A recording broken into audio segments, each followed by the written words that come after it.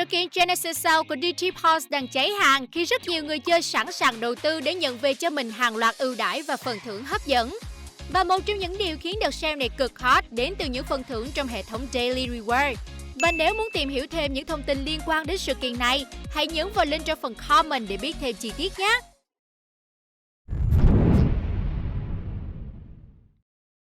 Xin chào các anh em của Mọt Game. Trong phần trước, anh em đã cùng Mọt đi qua 8 trên 17 bí ẩn trong tựa game World of Horror. Vậy nên hôm nay, chúng ta sẽ cùng nhau đi nốt 9 bí ẩn còn lại, bao gồm câu chuyện về món ramen kỳ lạ, Akamento, căn bệnh làm người ta mê man, các giáo phái và nghi lễ bí ẩn vẫn chưa có lời giải.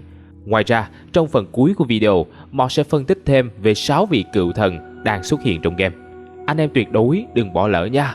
Bây giờ thì chúng ta bắt đầu thôi nào. Bí ẩn chính, câu chuyện về món ramen kỳ lạ. Một nhà hàng mì ramen vừa mở trong thị trấn được mọi người vô cùng ưa thích. Họ truyền tay nhau rằng một khi đã ăn thì bạn sẽ chẳng thể nào dừng lại được. Từng hàng khách dài nối đuôi nhau cả ngày lẫn đêm. Họ gọi từ món này đến món khác. Còn người chủ thì mỉm cười mài con dao sắc lẻm của mình. Nghi ngờ về món ramen kỳ lạ, bạn quyết định bắt tay vào điều tra. Khi điều tra quanh nhà hàng, bạn ngửi thấy mùi dầu, máu và mùi thối rữa. Bạn lén thu mẫu ramen của cửa hàng và gửi đến cho người bạn làm trong phòng thí nghiệm của mình nhờ phân tích. Tùy vào mẫu bạn gửi mà sẽ có hai kết thúc khác nhau. Nếu phần mẫu là nước dùng mì, kết quả phân tích chỉ ra rằng trong nước dùng có một lượng lớn chất gây nghiện. Nhà hàng bị đóng cửa, một tuần sau nó biến mất. Có lẽ chủ nhà hàng đã chuyển đến một thị trấn khác. Thi thoảng, bạn sẽ nghe tin tức về một nhà hàng ramen ngon mới mở ở thành phố khác. Nhưng mỗi khi nghe ai đó nhắc đến mì, bạn chỉ cảm thấy buồn nôn mà thôi. Ở kết thúc thứ hai, nếu gửi mẫu đầy đủ có cả thịt và nước dùng, bạn của bạn sẽ bỏ đi và chỉ để lại một tờ giấy phân tích. Cô ấy viết thịt trong mì vẫn còn sống. Nó đang đập vào tấm kính. Trong cơn sợ hãi, bạn đánh liều đi thẳng đến quán mì để đôi co với chủ quán. Bạn sẽ thấy một miếng thịt đang ngọ nguậy trong phòng bếp của nhà hàng. Nó uốn éo và mở trừng mắt lên nhìn bạn. Nó nhe răng cười rồi đi bằng những cái vuốt tự mộc của mình. Bạn sợ hãi về nhà, nhưng âm thanh khi thứ kỳ lạ đó ngọ nguậy trong bát mì sẽ luôn ám ảnh bạn hàng đêm. Bí ẩn 10. Truyền thuyết đáng sợ về Akamento. Trò chơi về thuật triệu hồi Akamento bắt đầu lưu hành trong ngôi trường bạn học. Vốn tưởng đây chỉ là trò đùa, nhưng rồi một cậu bé được phát hiện chết ở trong trường. Hiệu trưởng ra lệnh cấm trò chơi này, nhưng điều đó chỉ khiến nó càng trở nên phổ biến, và bạn muốn tiêu diệt Akamento trước khi có thêm nhiều đứa trẻ trở thành nạn nhân của gã. Bạn vào trường để làm nghi lễ triệu hồi Akamento, và rồi gã xuất hiện. Gã cao, mặc áo khoác đỏ và đeo một chiếc mặt nạ. Bắt đầu hỏi rằng bạn thích giấy đỏ hay giấy xanh. Tùy vào câu trả lời mà bạn sẽ nhận được những cái kết khác nhau. Nếu bạn trả lời giấy đỏ, Akamento sẽ cầm dao đâm vào bụng bạn. Nếu chọn giấy xanh, Akamento sẽ lao vào bóp cổ bạn.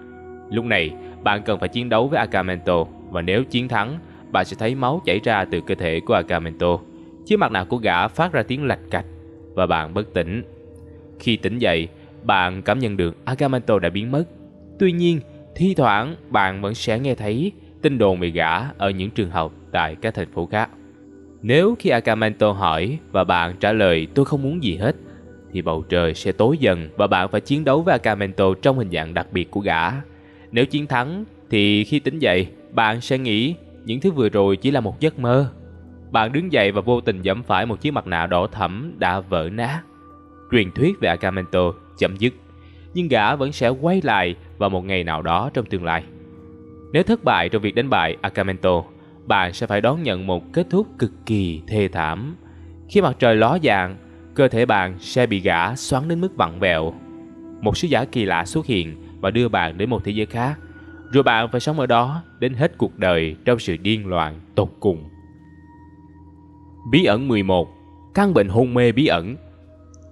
Thành phố nơi bạn sống gặp phải một căn bệnh kỳ lạ. Những người mắc bệnh này sẽ rơi vào hôn mê và không thể tỉnh dậy. Thậm chí nếu ai có ý định đánh thức người bệnh thì cũng sẽ rơi vào tình trạng tương tự. Căn bệnh này lan rộng đến mức có hẳn một khoa riêng để điều trị cho những người mắc căn bệnh này. Để ngăn chặn căn bệnh ngày càng lây lan, bạn quyết định bắt tay vào điều tra. Bạn kiểm tra thông tin các bệnh nhân ở bệnh viện và đặc biệt lưu ý đến bệnh nhân đầu tiên nhiễm bệnh.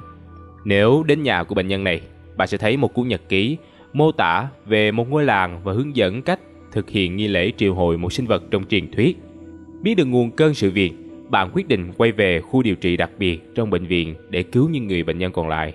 Sau khi lẻn vào khu điều trị được bảo vệ nghiêm ngặt, bạn sẽ thấy rất nhiều bệnh nhân còn đang hôn mê. Mạch của họ yếu dần và huyết áp ngày một giảm. Lúc này bạn có hai lựa chọn là điều tra hoặc sử dụng bụi tiên. Tùy vào lựa chọn mà bạn sẽ nhận được hai kết thúc khác nhau. Nếu bạn chọn điều tra thì mọi thứ đã quá muộn. Tất cả bệnh nhân trong khu điều trị đã tử vong. Không còn cách nào khác, bạn chỉ đành rời khỏi khu điều trị và tự nhủ. Vì tất cả bệnh nhân đều đã chết, nên có lẽ căn bệnh kỳ lạ này đã kết thúc, đúng không? Bạn chỉ có thể chọn kết thúc dùng bụi tiên nếu bạn đã hoàn thành nhiệm vụ phụ. Ở lựa chọn này, bạn sẽ nhìn thấy mỗi giường bệnh có một con quái vật kỳ dị đang treo ngược trên trần nhà. Cơ thể của những con quái vật liên kết với bệnh nhân bằng một sợi dây. Những con quái vật được gọi là Dream Devourer, và bạn sẽ không thể nhìn thấy chúng bằng mắt thường. Phần trên của Dream Devourer giống như con người nhưng lại không có mặt, còn phần dưới thì kéo dài như một con rắn và bám vào một cánh cổng đến từ hư không. Dream Devourer sẽ khiến nạn nhân hôn mê và ăn giấc mơ cho đến khi nạn nhân tử vong. Lúc này, Dream Devourer nhận ra sự xuất hiện của bạn và bắt đầu lao đến tấn công bạn. Câu chuyện kết thúc khi bạn chiến thắng chúng. Những phần cơ thể bị cắt rời của lũ quái vật rơi xuống sàn và tan chảy. Phần còn lại thì chui vào cái lỗ kỳ bí trên trần nhà và biến mất. Bạn rời khỏi bệnh viện và chắc chắn rằng căn bệnh đã bị chế ngự vì lũ quái vật đó đã bị tiêu diệt cả rồi. Bí ẩn 12. Lương sống ký sinh. Bạn và người bạn Kana đang trò chuyện về người hàng xóm kỳ lạ. Theo lời Kana thì anh chàng này là một người có niềm đam mê với cá và các sinh vật biển. Vì tò mò, cả hai quyết định sẽ điều tra về người hàng xóm này. Trong quá trình điều tra, bạn sẽ tìm thấy một tờ ghi chú bị đốt bỏ và chiếc lọ chứa đầy những con lươn còn đang ngọ nguậy. Đôi mắt của chúng sẽ nhìn chằm chằm, quan sát toàn bộ nhất cử nhất động của bạn. Mấy ngày sau, Kana biến mất sau một lần lẻn vào nhà hàng xóm.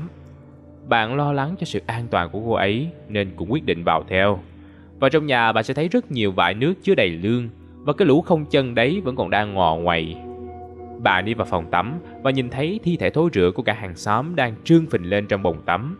Quanh hốc mắt của anh ta đầy những vệt máu li ti. Bạn sẽ tìm thấy Kana ở trong phòng ngủ. Cô ấy sợ hãi nói với bạn rằng khi cô ta đến, mắt của cả hàng xóm đã nổ tung. Và giờ thì cô ta cảm thấy như có gì đó đang ngọ nguậy trong mắt mình. Lúc này, bạn sẽ nhận được hai lựa chọn quan trọng là chọc thủng mắt của Kana hoặc đưa cô ta đến bệnh viện ngay lập tức. Nếu chọc thủng mắt của Kana, bạn sẽ thấy những con lươn nhỏ chen chúc chui ra khỏi tròng mắt của cô ta.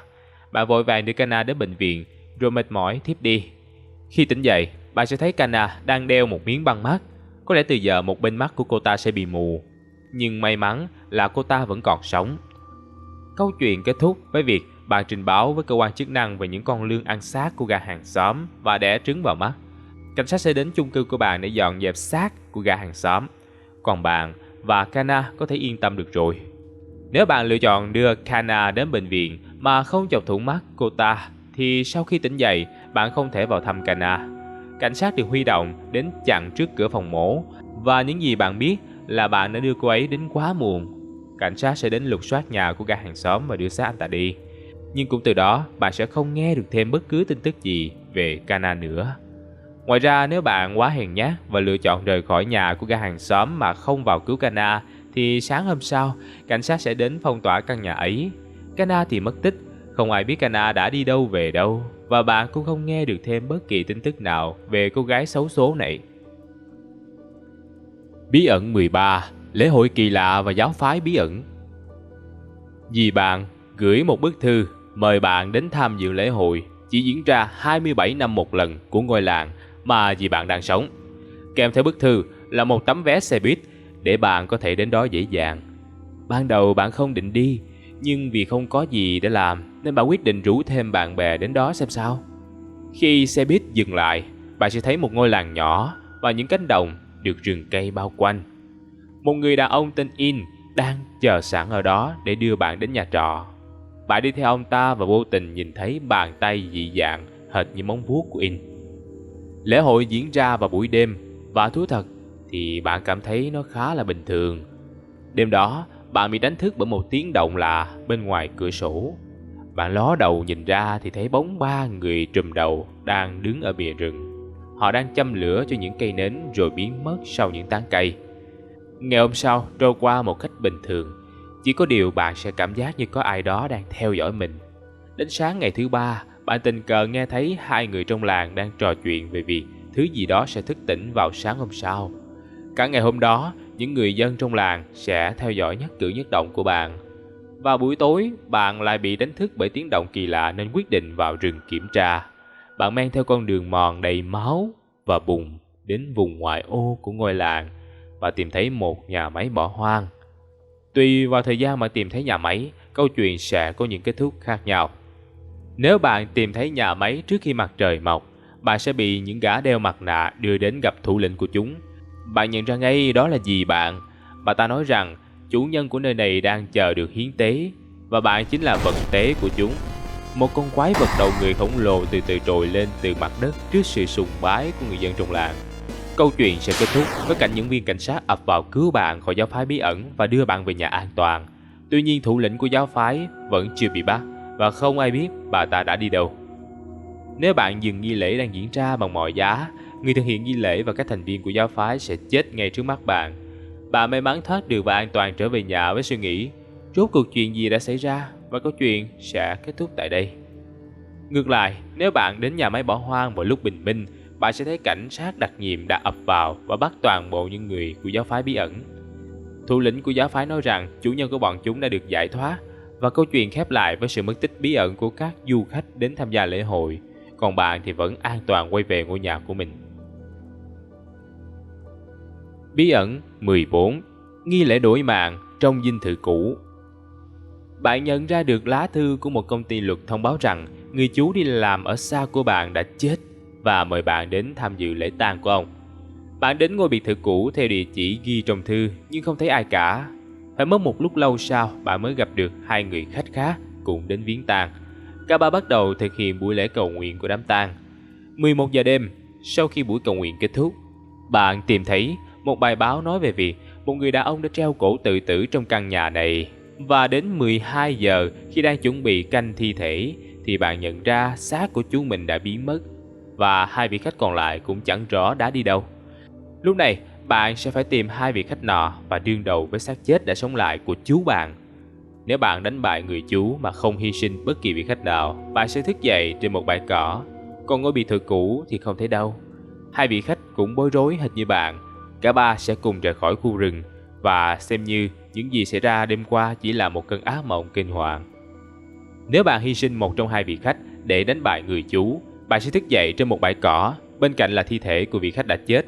Quần áo bạn dính đầy máu, còn căn biệt thự thì biến mất. Bạn rời khỏi khu rừng một mình, cố gắng rửa sạch vết máu trên người và quên đi cơn ác mộng mà mình vừa trải qua. Kết thúc thứ 3 xảy ra khi bạn hy sinh cả 2 vị khách. Bạn sẽ tỉnh dậy trên một bãi cỏ. Bên cạnh là ông chú mập của bạn đang lõa thể. Ông ta tỉnh dậy và giải thích cho bạn nghe về nghi lễ đêm qua. Theo lời ông ta thì 2 vị khách kia đã đổi mạng cho ông ta và bạn. Sau đó ông ta biến mất vào trong rừng. Còn bạn thì bị ông ta lợi dụng để thực hiện nghi lễ và trở thành hung thủ giết người, gánh tội thay cho ông ta. Lúc này bạn vừa phải đối diện với cảnh sát, vừa phải cố gắng quên đi cơn ác mộng của mình. Bí ẩn 15. Quái vật ẩn ở biệt thự bỏ hoang. Trong thị trấn nơi bạn đang sống có rất nhiều biệt thự cũ, đặc biệt nhất là biệt thự Triple O. Nơi này bị ám bởi một gia đình 4 người. Mọi người báo rằng gia đình đó đã biến mất vào một ngày hè và chẳng ai tìm thấy họ nữa. Vì tò mò, bạn quyết định điều tra xem thử thế nào. Và rồi bạn tìm thấy một bàn tế nằm dưới căn hầm bí ẩn của dinh thự và chạm trán với quái vật Oetaru. Oetaru là một con quái vật khổng lồ được triệu hồi từ biển. Nó có xúc tu và cái vỏ ốc trên lưng. Chính những người chủ nhân cũ của biệt thự Triple O đã bị nó dụ dỗ và tự hiến tế bản thân cho nó làm thức ăn. Khi chạm trán với Oetaru, bạn sẽ có các lựa chọn dẫn đến các kết thúc khác nhau. Ở kết thúc đầu tiên, bạn sẽ chọn hiến tế người đồng hành của mình cho Oetaru. nó sẽ để cho bạn yên và quay về biển. Lúc này bạn quyết định phá hủy chiếc loa triệu hồi Oetaru và châm lửa thiêu rụi căn biệt thự để nó không thể quay lại được nữa. Ở kết thúc thứ hai, bạn sẽ bỏ chạy thay vì hiến tế bạn đồng hành của mình. Oetaru sẽ tức điên lên và đuổi theo bạn trước khi quay về biển. Tuy nhiên, dù không bắt được bạn nhưng cơn thịnh nộ của nó vẫn còn đó. Vậy nên nó quyết định ăn thịt một người ngư dân xấu số và bắt đầu gieo rắc nỗi kinh hoàng ở Shiokawa. Nếu bạn không thể triệu hồi và chạm trán Oetaru, bạn sẽ mở ra kết thúc thứ ba. Trong kết thúc này, bạn sẽ không biết chuyện gì đã thực sự diễn ra. Chỉ có thể kết luận rằng người chủ cũ của biệt thự Triple O đã hóa điên và tự sát ở nơi này. Ngoài ra, còn có một kết thúc khác. Nếu bạn không thể tiêu diệt Oetaru, bạn sẽ bị âm thanh do nó phát ra làm thủng màng nhĩ, máu chảy ra từ miệng, tai và mũi của bạn. Sau đó bạn sẽ chết mà chưa kịp trăn trối lời nào. Bí ẩn 16. Tôi là ai? Mẹ của một người bạn không thân lắm gọi đến báo với bạn rằng người bạn ấy đã bị tai nạn và đang tiến hành phẫu thuật. Dù mối quan hệ của bạn và người bạn đó không tính là thân, nhưng bạn vẫn quyết định đến thăm người bạn của mình. Khi đến bệnh viện, bạn sẽ thấy người bạn đó đang nằm trên giường với gương mặt bị băng kín. Lạ đến nỗi bạn cũng chẳng biết đây là bạn nào. Bạn sẽ đến thăm người bạn này trong vòng 5 ngày và câu chuyện sẽ kết thúc vào ngày thứ 5. Trong 5 ngày này, mẹ của người bạn đó sẽ đưa cho bạn một gói quà và nhờ bạn đưa nó cho con bà ta. Bạn có lựa chọn đưa hoặc không. Lựa chọn này không ảnh hưởng quá nhiều đến kết thúc của câu chuyện. Đến đêm ngày thứ 5, bạn sẽ không nhìn thấy bạn mình ở phòng bệnh. Cả bệnh viện tối đen đi như mực. Sau khi lang thang trên hành lang, bạn sẽ tìm thấy bạn của mình đang định tấn công bạn. Hóa ra người bạn của bạn đã quyết định phẫu thuật để có gương mặt giống hệt bạn và thay thế cuộc sống của bạn. Vậy nên từ giờ ta sẽ gọi người bạn đó là You. Nếu lúc trước bạn đưa gói quà cho You, nó sẽ tấn công bạn với một con dao chặt thịt. Ngược lại, nó sẽ tấn công bạn bằng tay không. Nếu bạn đánh bại được You, câu chuyện sẽ kết thúc với cảnh You nằm chết trên sàn bệnh viện. Còn bạn thì đang ra sức đập nát gương mặt giống hệt mình. Sau khi You chết, bạn đi dọc theo hành lang. Những phòng bệnh khác sẽ mở ra và những người bệnh nhân có gương mặt giống hệt bạn như đúc đang dõi theo bạn. Tất cả bọn họ đều muốn gặp bạn đấy. Nếu bạn không chạm mặt You khi lang thang vào buổi đêm, bạn sẽ tỉnh dậy trên giường bệnh. Bạn lao ra khỏi giường và nhìn vào gương, trong khi cô y tá giải thích rằng bạn đã gặp một tai nạn kinh hoàng, nhưng may mắn là bạn vẫn còn sống. Hóa ra việc bạn vừa trải qua cũng chỉ là một giấc mơ kỳ lạ. Nhưng tại sao nụ cười của cô y tá trông lạ lẫm đến thế? Và tại sao bạn không thể mang vừa chiếc giày của mình? Bí ẩn 17. Bí ẩn tự tạo. Ngoài 16 bí ẩn trên, nhà phát hành còn cho ra mắt một bí ẩn đặc biệt thứ 17. Đây là một bí ẩn không cố định, vì ở bí ẩn này, bạn có thể tạo ra bí ẩn của riêng mình hoặc sử dụng bản mod của những người chơi khác để trải nghiệm các bí ẩn do họ tạo ra. Sự ra đời của các cựu thần. Hiện tại trong trò chơi, có tất cả 6 cựu thần mà bạn phải đối mặt. Mỗi cựu thần sẽ có năng lực và hình dáng khác nhau, cũng như các kết thúc khác nhau. Vậy nên hãy cùng Mọt tìm hiểu trước khi khép lại video này nhé. Arcturus được triệu hồi bằng cách đặt một chiếc kính thiên văn trong vòng triệu hồi. Nó có hình dạng là một con mắt lớn gấp đôi trái đất và trôi nổi bên ngoài vũ trụ. Nếu bạn thất bại trong việc ngăn chặn Arcturus, trái đất sẽ bị nó nuốt chửng trong tương lai, và bạn không thể làm gì để ngăn chuyện đó xảy ra. Có thể thấy Arcturus lấy một phần cảm hứng từ hành tinh hư cấu Remina trong tác phẩm Hellstar Remina của Junji Ito. Ngoài ra, cái tên Arcturus có khả năng là được ghép từ tên hai vị thần Azathoth và Yog-Sothoth trong vũ trụ Lovecraft của H.P. Lovecraft. Thác Amaterasu được triệu hồi bằng cách đặt một cái kén nhện trong vòng triệu hồi. Nó có hình dáng là một con nhện khổng lồ, và nếu thác Amaterasu thức tỉnh thành công, nó sẽ dùng tơ quấn quanh toàn bộ người dân thành kén và ăn thịt tất cả mọi người. Cảm hứng tạo ra thác Amaterasu có thể đến từ Alatnacha, vị thần nhện mặt người trong vũ trụ Lovecraft. Goizo được triệu hồi bằng một cái gương. Nó có xúc tu và cái miệng như cá sấu, có khả năng dùng gương để dụ dỗ và ăn thịt con mồi. Nếu Goizo thức tỉnh, Nó sẽ sử dụng tất cả các hình ảnh phản chiếu từ những chiếc gương cho đến hình ảnh phản chiếu trong mắt bạn để tấn công con người. Câu chuyện của Goizo ban đầu được lấy cảm hứng từ bộ phim kinh dị Guzu, The Thing Forsaken by God của đạo diễn nổi tiếng Kazuo Komizu, kể về một con quái vật xúc tu tấn công con người thông qua những chiếc gương. Herald được triệu hồi bằng một chiếc kèn tuba. Hình dạng của Herald không xác định. Ta chỉ biết nếu nó thức tỉnh, tất cả mọi người sẽ bị nó ăn thịt và không ai còn nhìn thấy họ nữa. Itotu được triệu hồi từ một tấm bia đá, có ngoại hình như một người đàn ông đang bốc cháy. Khi thức tỉnh, Itotu sẽ thiêu rụi tất cả mọi thứ.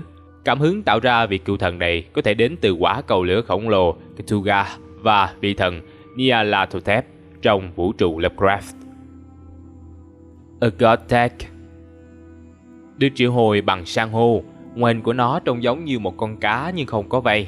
Nếu Agotek thức tỉnh, nó sẽ gọi sóng biển lên và nhấn chìm toàn bộ thành phố Shiokawa, biến tất cả mọi người thành thần dân của nó.